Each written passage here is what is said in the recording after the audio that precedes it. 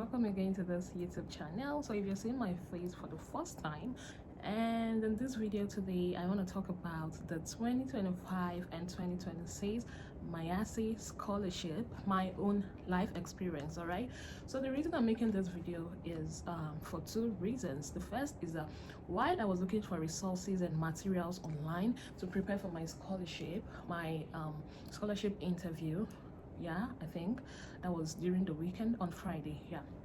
I had my own interview on Friday. I was shortlisted, I think, about a week ago, and then I was actually preparing for the scholarship, but I didn't see a lot of materials online from Nigerians to help me prepare.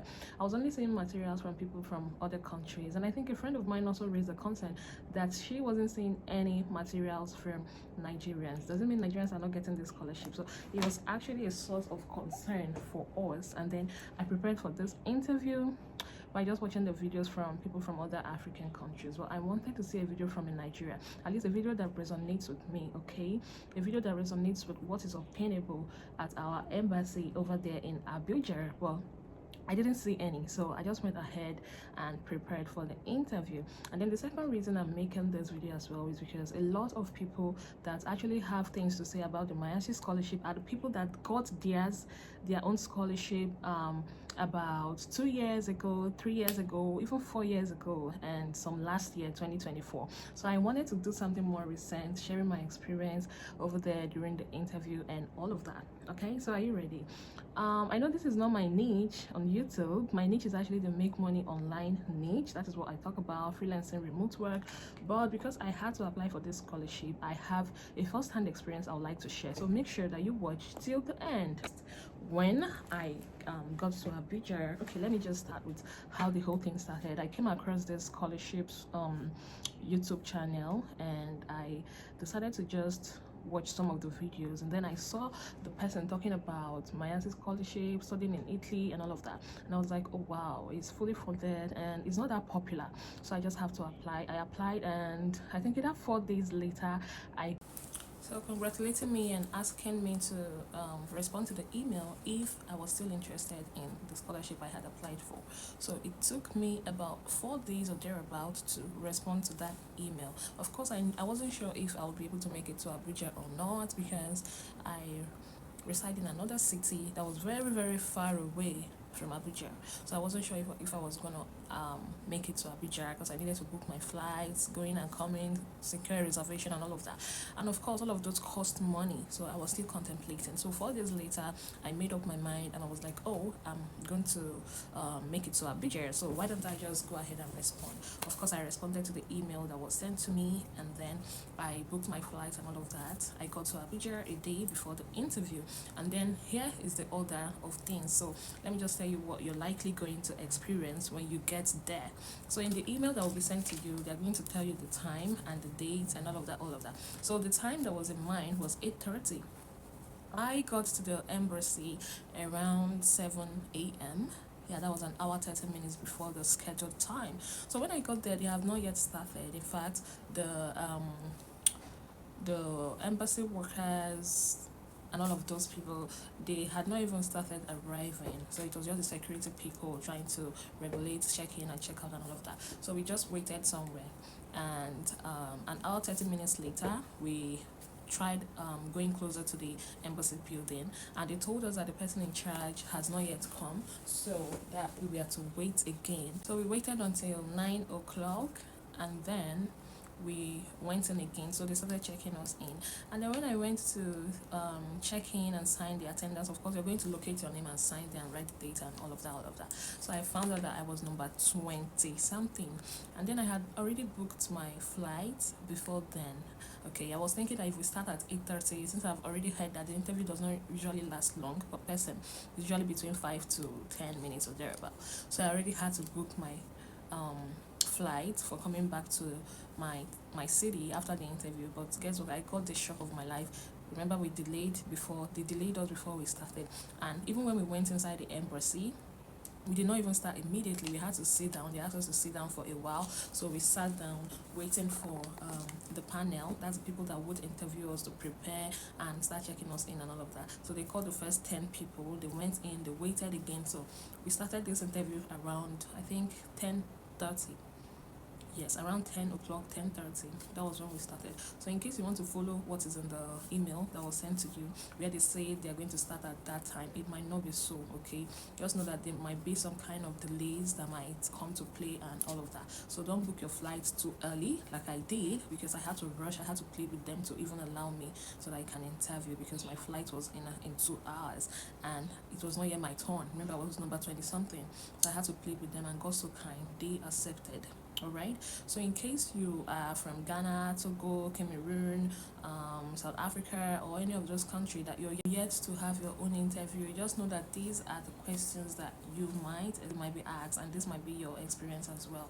So do not book your flights too early. If you're traveling from your state capital or from where your embassy is located to where you're living, don't book your flight too early, because it might not start at that time that they said they were going to start. Okay.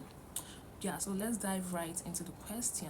All right, so it's actually a panel of 5 persons, a foreigner, I don't know if maybe an Italian, yeah, if the person is an Italian, or maybe just an European. So you're going to have a panel of 5 people, 4 persons, and then 1 Italian person or more. Okay, one of those people that are in the panel are from the scholarship body of your country.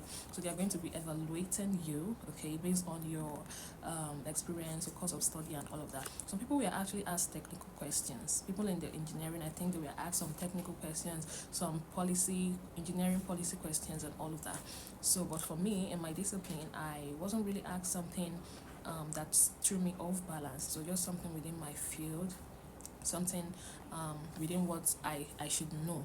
So just know that what you're going to be asked might not really be some standard scholarship questions. It varies from person to person. They're not using a template, I think. So they might ask you something that relates to your field, and also just prepare, just have some general knowledge of things about your field, because a panel of 5 persons and you have to know those things that anybody in your field needs to know. And then the first question they asked me when I walked in was, okay, they were like, they don't really mean to waste my time or anything, that they just want to be straightforward and straight to the point and all of that. So remember also that they don't expect you to share or interact with other people outside when you leave the embassy. So you're just going to walk straight out. You're not going to interact with the other people that are sitting down outside and waiting for their turn. So immediately it's your turn, you're walking. After, the security people will lead you out, and then you go out straight. So you're not going to interact with anybody or tell them what you were asked and all of that.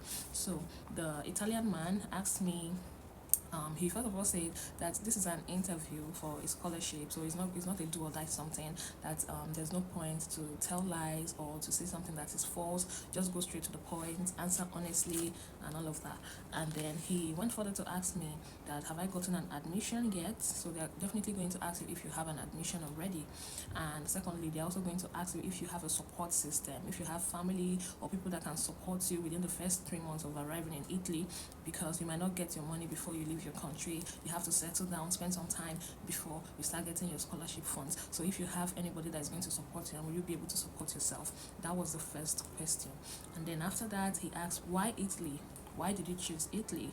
Of all the countries in the world, why Italy? So you make sure that you have to do your research very well. Research about Italy, what is unique about Italy, what is unique about the university that you're going to, and tie it down to your course. Make it look like that university is actually one of the best universities that offers your course, and that is, you tie your course, whatever you want to study, down to your choice of Italy and your choice of that university and the choice of the course. Okay, do your research. You can mention some specific courses that actually attracted you. You can mention some professor's name, because that was what I did. So yeah, the second question that they asked me was, why the course? So make sure that the course you're choosing, this is something a lot of people don't say, is what you have some relationship with what you studied in your undergraduate, your BSc, your BA. For me, I studied something in the humanities, and the course that I also selected is also what I studied. So I'm just trying to advance my knowledge. The reason is so that they make sure that there is a career progression. You're not just starting all over again to maybe learn about AI or learn about automations or learn about marketing when in your undergraduate you didn't do anything like that. So you have to make sure that there's some kind of tie, okay, there's some kind of relationship between what you studied in your undergraduate and what you're trying to study now in Italy, okay. So they are going to ask you, of course, if you've gotten admission. I think I already mentioned that, and if you have somebody that is going to support you financially. So a friend of mine said that they told him that it is a scholarship and not a fellowship rather, and not really a fully funded scholarship. So I think it is fully funded, but you need to have some money to support yourself before the scholarship funds start rolling in, okay. So and after that they asked the other two women if they have any questions for me, and they said no, maybe because I was running out of time and I was about to miss my flight. So they said no, and the man in charge of scholarship in my country actually asked me a question. He was like, okay, a question that really. So the man in charge of scholarship in my country actually asked me a question. He was like, oh, that he doesn't want to waste my time. He just have a simple question for me. So he asked me a question relating to my course, a general knowledge question that anybody in my discipline needs to know or should know. Like it was a current event that was happening, because my discipline, you know, is has to do with current events and all of that, okay. So it's something that is popular, it's quite trending, so he feels I should know that, and he asked me and I answered, and then they were like, okay, thank you for your time, Maureen, you're here from us, and all of that. So yeah, that was all about it. So when they asked me if I've gotten an admission yet, I haven't gotten an admission yet, but I have interviews scheduled for the university that I applied for. Palermo, I think University of Milan, and one other one, Palermo. Okay, yeah. So I told them that I already have interviews scheduled. I've not explicitly gotten an admission. So you have to be truthful. Don't go and start telling lies and start saying yes, you have an admission when you don't have. Be truthful. It's not a do or die affair. Okay. So yeah, and truthfully, I've gotten some positive replies from the schools that I applied for. But I'm waiting for my admission letter. So you have to make sure you apply on time.